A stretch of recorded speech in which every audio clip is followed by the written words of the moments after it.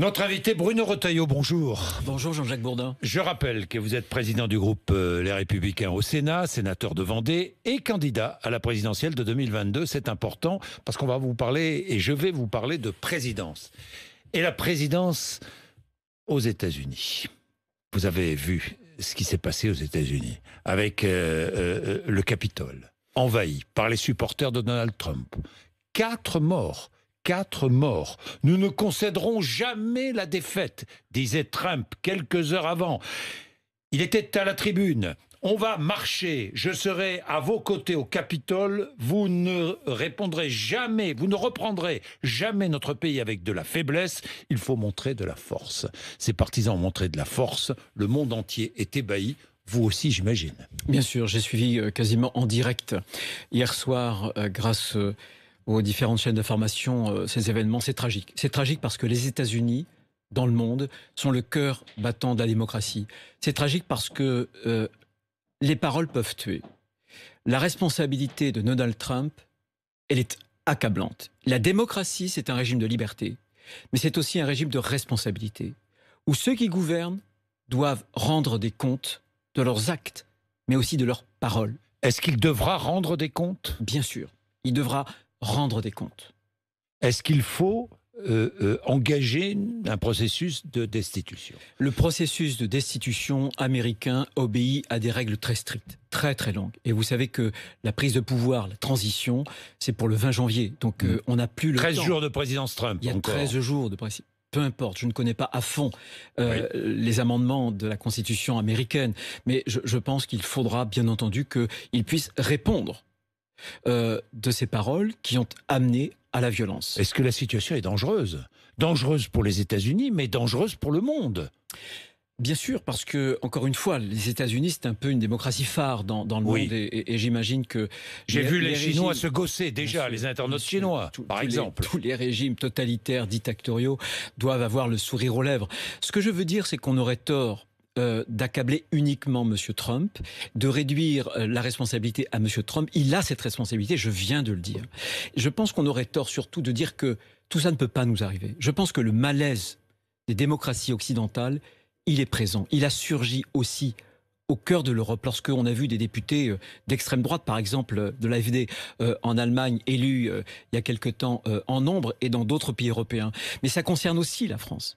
Je pense que le malaise de la démocratie, c'est un petit peu, vous savez, la révolte des déplorables, comme avait dit Mme Clinton. Elle avait accusé l'électorat de M. Trump de déplorables, des gens infréquentables. Il y a une partie de la population française. C'était, au départ, le message des Gilets jaunes. On veut être entendu. Nous sommes des travailleurs pauvres. On n'arrive pas à boucler les fins de mois, mais on a le sentiment qu'en France, il y a des politiciens. La différence, c'est qu'aux États-Unis, ce ne sont pas toujours des travailleurs pauvres qui soutiennent Donald Trump. Bien sûr, mais ce que je veux vous dire, c'est que le malaise de la démocratie, il est aussi chez nous. Il est dans ce fait que beaucoup de Français ont le sentiment que le pouvoir a été confisqué, que leur voix, leur souffrance ne comptent plus, qu'elles ne sont pas entendues. Il y a une forme de dévaluation de la démocratie parce qu'aujourd'hui, la démocratie, dans un certain nombre de pays, y compris d'ailleurs en France, ne parvient pas à donner de résultats pour améliorer la condition matérielle des gens. Et ça, je pense qu'il faut le prendre aussi à notre compte. On ne peut pas dire simplement, c'est là-bas, outre-Atlantique. Oui, Emmanuel Macron a réagi en disant ne rien céder à la violence. Bon, mais c'est insuffisant ? Bien sûr que c'est insuffisant, bien sûr. Parce que je pense qu'on le voit, c'est que dans une nation, la concorde nationale, la paix civile, c'est la première chose qu'on demande à l'État, évidemment. Et il faut faire attention de ne pas attiser... Et reconnaître le résultat d'une élection. Reconnaître, bien sûr. La démocratie, c'est un régime de responsabilité. C'est aussi ce régime où la minorité s'incline devant la majorité. C'est un peu la loi du nombre, la démocratie. C'est exigeant. Et il a fallu des années, des siècles pour qu'on puisse bâtir ce régime qui est un régime d'effort, un régime d'exigence, d'effort aussi pour le peuple et d'exigence pour ceux qui les gouvernent. Puisque la démocratie américaine est menacée par le populisme des supporters de Donald Trump et par Donald Trump, est-ce que la démocratie française est menacée par un populisme représenté, je ne sais pas, par qui ? Je ne veux pas. Bruno Retailleau. Je vous dis ça parce que Marine Le Pen, par exemple, Marine Le Pen n'a jamais reconnu la défaite de Donald Trump. Eh ben, c'est une faute politique. C'est une faute politique. Eh bien, c'est une faute politique. Maintenant, laissez-moi vous dire Oui. que dans beaucoup de démocraties occidentales, et il n'y a pas Marine Le Pen dans chaque pays, il y a ce malaise. Et ce malaise, en France, il est aussi à mettre sur le compte. On le voit d'ailleurs dans la gestion de la crise sanitaire. Cette bureaucratie qui n'a pas comme objectif de protéger les Français du virus, mais qui a l'objectif de se protéger. Toujours plus de paperasse, parce que ce qui compte pour elle, ça n'est pas précisément d'aller vite pour vacciner, mais c'est de protéger ses arrières. Eh bien, quand on a cette bureaucratie, cet état bureaucratique qui fait sécession avec le peuple, avec la nation, alors on crée les conditions. Vous voyez, Jean-Jacques Bourdin, oui. D'une forme de sécession. J'ai vu aussi une réaction, celle de Jean-Luc Mélenchon, qui a tweeté. Voilà ce qu'il a tweeté. Les États-Unis, organisateurs de putsch, truqueurs d'élections, en proie chez eux à leur propre méthode, justice immanente. Non mais vous allez trouver évidemment tout le cœur des démagogues. Je n'utilise pas le mot populisme, parce que souvent le mot populisme, oui, en réalité, c'est un affront au peuple. Je préfère utiliser le mot de démagogue. Mais vous voyez, l'extrême droite, l'extrême gauche, eh bien, la démagogie est à l'œuvre.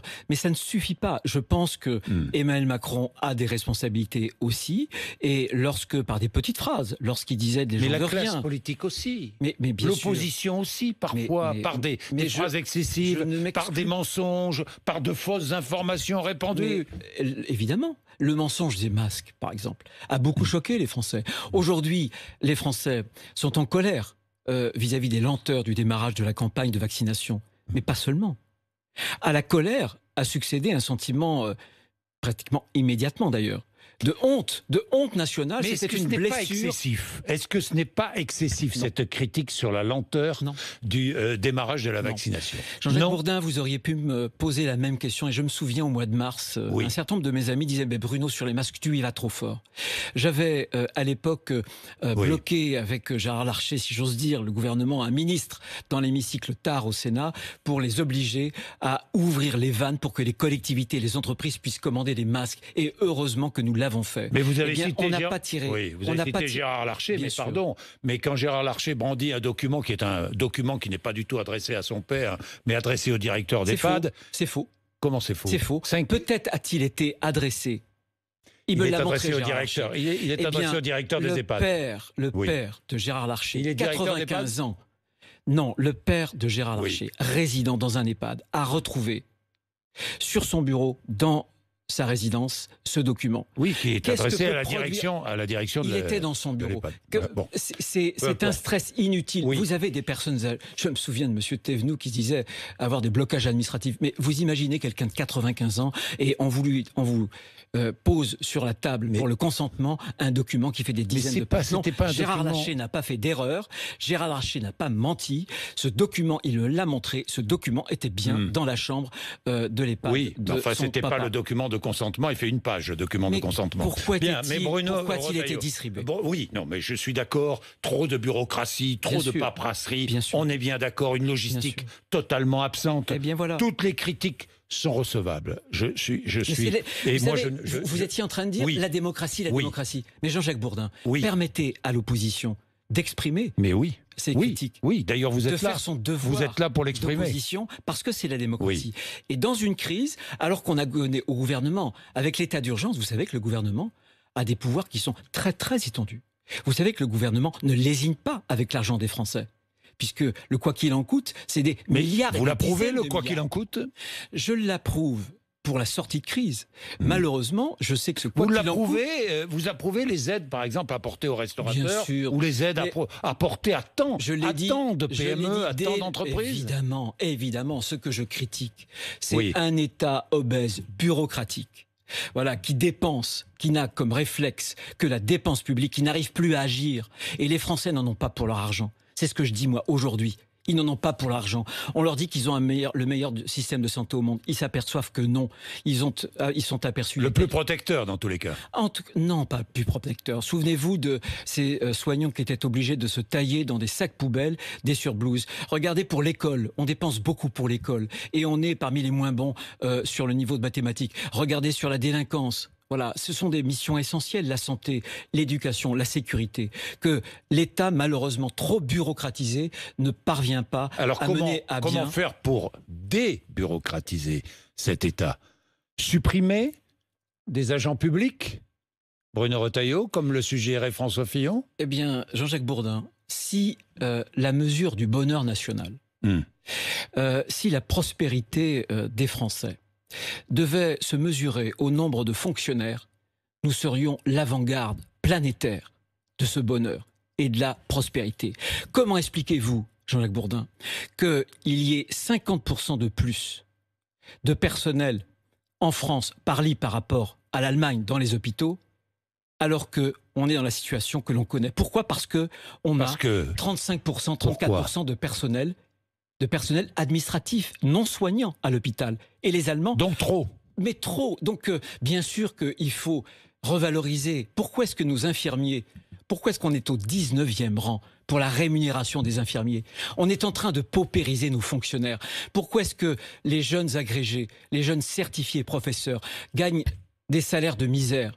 C'est lamentable, vous voyez, parce qu'on a une fonction publique qu'on n'a pas voulu réformer, parce qu'on n'a pas voulu, comment dirais-je, recentrer l'État sur un périmètre de ses propres actions, eh bien, on paupérise nos fonctionnaires. Je pense que, et regardez la logistique, l'important, c'est la culture du résultat. Peu importe que ce soit une entreprise... Vous avez vu que Monsieur Vaccin va être accompagné d'une Madame Logistique. Hein, vous avez vu ça? Monsieur Vaccin qui sera là demain matin, d'ailleurs, le professeur On n'a rien appris de nos erreurs. Elle est une énarque. Monsieur le général Georges Gelin, le général Georges Gelin, plutôt que de le mettre à la tête du chantier de la restauration de Notre-Dame, alors qu'on a les meilleurs architectes en chef des monuments historiques qui savent faire en France, on aurait bien dû mettre un général justement à la tête de la logistique. On aurait dû s'appuyer sur le privé, on aurait dû s'appuyer sur les collectivités territoriales.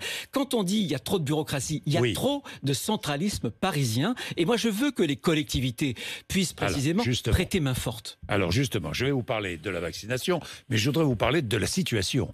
25 379 nouveaux cas en France en 24 heures. L'épidémie est en train de progresser. Est-ce que, j'ai entendu, comme vous, le professeur Jean-François Delfrécy, hier soir à la télévision, des mesures de restriction plus strictes sont envisagées, indispensables si ça continue à progresser? Ce qui est indispensable, c'est d'accélérer la campagne de vaccination. Aujourd'hui, ça n'est pas un problème de pénurie. C'est pas le vaccin à court terme qui va éradiquer cette épidémie. C'est un cri d'alarme que je veux lancer ce matin. Parce que le vaccin, c'est l'espoir. C'est l'espoir, et chaque jour que l'on perd, ce sont des chances en moins de sauver des vies. Chaque jour que l'on perd, et c'est la souffrance sociale, la souffrance économique, parce que c'est repousser la reprise, justement, le redémarrage de notre économie. Je pense que, on n'utilise que 2% des doses aujourd'hui. Donc, il faut multiplier, évidemment. Il y a un certain nombre de choses que nous avons proposées. 12 000 vaccinations hier. Oui, bien sûr, il y a une accélération, mais il y a 2%. Il y a 2%. Donc, les vaccinodromes, mobiliser pas seulement les médecins, les infirmiers, les pharmaciens, les collectivités aussi. Pourquoi est-ce que dans les EHPAD... Encore faut-il avoir toutes les doses. J'ai été président de département. Pourquoi est-ce que les départements, vous savez, qui exercent avec l'État la tutelle des EHPAD, pourquoi les départements ont-ils été tenus à l'écart de cette campagne de vaccination? Donc, il faut mobiliser, mais tout le monde. Et la logistique, il faut la revoir. Ce que je veux vous dire, c'est que le confinement, un reconfinement éventuel, c'est, je pense, une mauvaise solution. On a aujourd'hui abdiqué. Pourquoi est-ce que les solutions qu'ont trouvées les grandes démocraties asiatiques, sans vaccin, elles sont parvenues à reprendre le contrôle sur les chaînes de contamination, sur l'épidémie? Pourquoi? Eh bien, en dépistant, en traçant et en isolant. Pourquoi est-ce que nous, on n'arrive pas à isoler les malades qui sont malheureusement contagieux? Moi, je préfère confiner les malades. Pourquoi on n'arrive pas à isoler? Pourquoi? L'INSERM, vous savez qu'il y a Pourquoi est-ce qu'on n'arrive pas? Parce qu'on ne sanctionne pas. Parce que pourquoi? Mais parce qu'on ne le veut pas. C'est exactement pour la vaccination. C'est la limite du en même temps. Alors comment faire pour obliger? Juste un mot. Je pense que le en même temps, qui est le credo du chef de l'État, c'est le choix de l'inaction. Pourquoi? Parce que sur la vaccination, en réalité, qu'est-ce qu'on a cherché à faire? On a cherché à ménager les pro-vaccins et les anti-vaccins, en essayant justement, à force de paperasserie et de précaution, de retarder le démarrage, en réalité, pour essayer d'avoir un pied dans un camp et un pied dans l'autre. Eh bien, le en même temps, c'est l'inaction. Alors il faut agir. Alors, je voudrais vous poser une question à propos de la vaccination. Est-ce qu'il faut la rendre obligatoire? Je vous dis ça parce qu'en Allemagne, par exemple, où des vaccinodromes ont été installés, certains sont vides. Parce que les Allemands ne viennent pas se faire vacciner.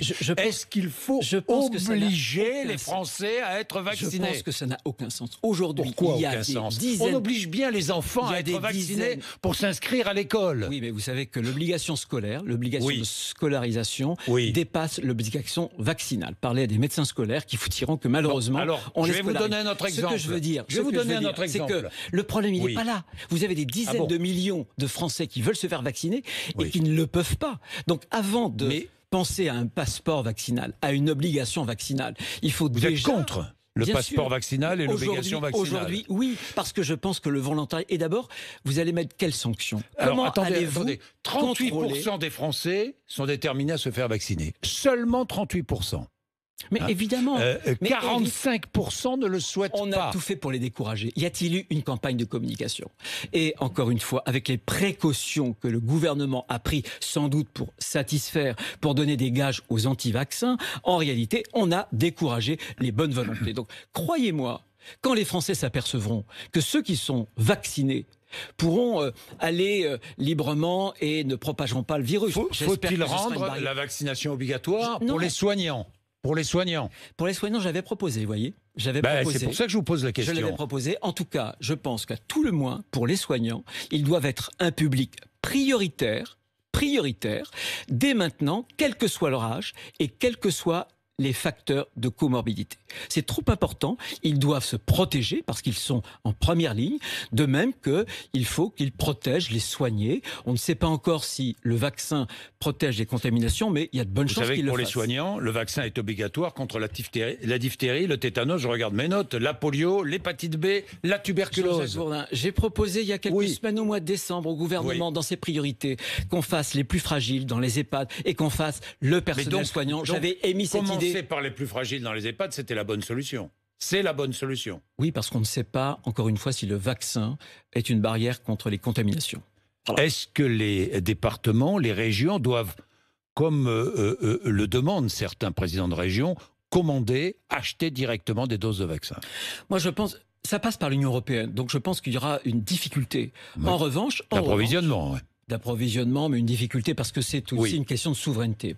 Et on ne peut pas acheter des vaccins comme on achète des masques. Mais je pense que les collectivités, régions et départements, comme les communes, on doit les mettre, si j'ose dire, là aussi en première ligne. Parce que quand il va falloir trouver des gymnases, des salles par exemple de collège, des salles de lycée pour vacciner, on a besoin, je vous parlais des départements qui peuvent mobiliser des infirmières, qui ont des ressources médicales. Notamment parce qu'il y a des médecins de PMI, parce qu'il y a des médecins gériatres, etc. Il faut les mobiliser, les collectivités. Et malheureusement, le gouvernement ne le fait pas. Bruno Retailleau, j'ai une dernière question sur la loi sur la sécurité globale. Oui. Où en êtes-vous? C'est le Sénat qui doit réécrire le fameux article 24 qui pénalise la diffusion malveillante d'images des forces de l'ordre. Où en êtes-vous? Eh bien, nous allons le réécrire. Quand? Nous allons le réécrire. Quand? J'en parlais hier avec François-Noël Buffet, qui est le président de la commission des lois. Nous le réécrirons. Quand? Nous le réécrirons quand le texte... Alors, il est pratiquement écrit. Le texte va arriver à la mi-mars. Vous avez rappelé à juste raison, que c'est le Sénat qui doit réécrire le texte, bien sûr, à juste raison. Mais vous aviez dit qu'il serait réécrit très vite. Or, il ne sera réécrit qu'en mars. Non, mais le texte, c'est pas moi qui contrôle l'ordre du jour du Sénat. Le gouvernement va faire passer ce texte-là à la mi-mars. Vous le regrettez? Il aurait dû passer plus vite? Peu importe. Ce que je veux dire, nous, c'est que, on ne touchera pas à la liberté d'informer. Et à l'idée que la captation elle-même des opérations policières pourrait ne pas être filmée. On s'inscrira dans le cadre du code pénal et non pas de la loi sur la liberté sur la presse, et on mettra des verrous justement pour que la liberté d'information puisse être sauve. Mais je crois qu'il y a un vrai problème quand des individus veulent désigner des policiers, des gendarmes, et notamment leur identité pour que on puisse faire des représailles sur eux. On a le devoir de les protéger, et je pense que le Sénat peut être cette institution qui va trouver le bon équilibre entre, d'un côté, la liberté de l'information, évidemment, et puis de l'autre côté, la protection de ceux qui nous protègent. Il y avait la solution aussi d'une fusion avec l'article 18 confortant de la loi confortant les principes de la République. Je pense que ce sont deux articles très proches, et je pense que nous, C'est-à-dire qu'on prendra le premier texte, Oui. et c'est avec l'article 24 qui va nous arriver avant, puisque le premier texte, c'est sécurité locale. Ensuite, ce sera le texte avec l'article 18 sur les principes républicains. Mais ce travail-là, nous le ferons dès le premier texte qui va nous arriver. Fusion entre les deux articles. Ça sera une sorte de fusion. Entre les deux articles. Trop en dire. Entre les deux articles. Entre les deux articles. Bien, merci beaucoup. C'est moi qui vous remercie d'être venu nous voir ce matin sur RMC et BFM TV.